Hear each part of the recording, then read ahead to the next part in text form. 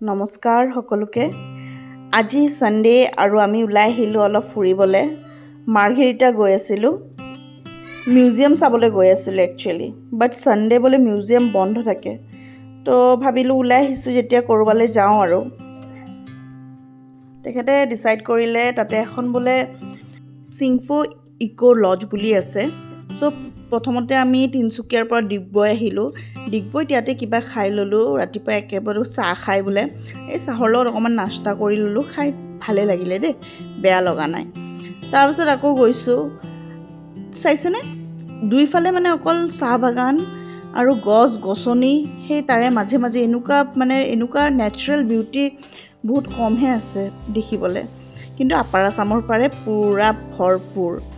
বাৰু এখন গাঁও হৈ যাব লাগে তাত, ভালো লাগি আছিলে গাঁওখন। ঘৰবোৰ দেখিব ন আপুনি, এতিয়াও মানে এনেকুৱা আপোনাৰ খেৰৰ ঘৰ আছে, বহুত কম আজিকালি চাবলৈ পায় এনেকুৱা খেৰৰ ঘৰ। এইখন এখন দোকান হয়, এই দোকানখন এনেকুৱা দোকান বহুত আগত দেখিছিলোঁ সৰু থাকোঁতে আমি, তাৰপিছততো আৰু নাই, আজিকালি গাঁও দেখিবলৈ বহুত কম হৈ গৈছে, কিন্তু ভাল লাগিছিলে।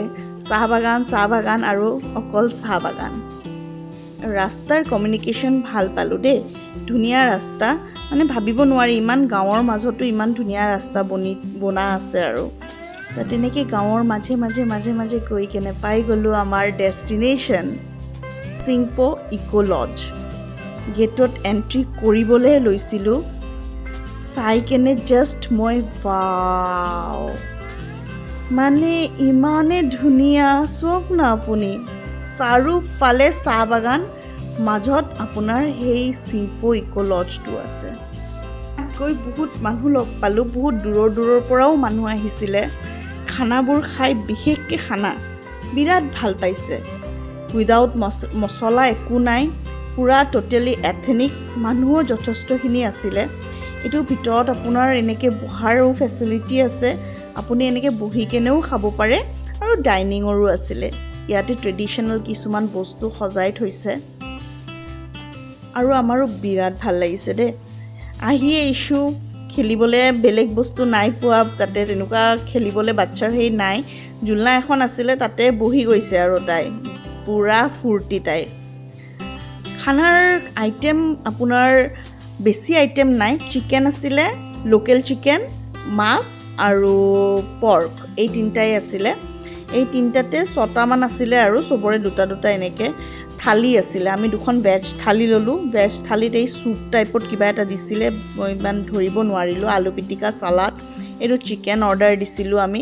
আৰু এটা তিতকেৰেলা পিটিকা টাইপ আছিলে, নাজানো এইটো কেনেকৈ বনাইছে, খাবলৈ বিৰাট ভাল লাগিছিলে মোৰ।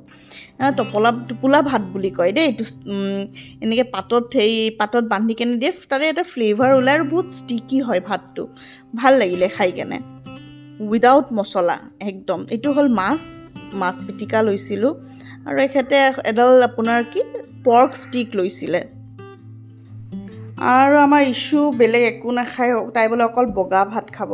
একচুৱেলি তাইৰ ফেভৰেটো হয়, আৰু তাতে আঠা পাইছে, ভাতটো অকণমান ষ্টিকি হয়, তো তাই সেইটোকে তেনেকৈ খাই ভাল পাইছে। মাজে মাজে অকণমান দালিও দিছোঁ বাৰু তাইক।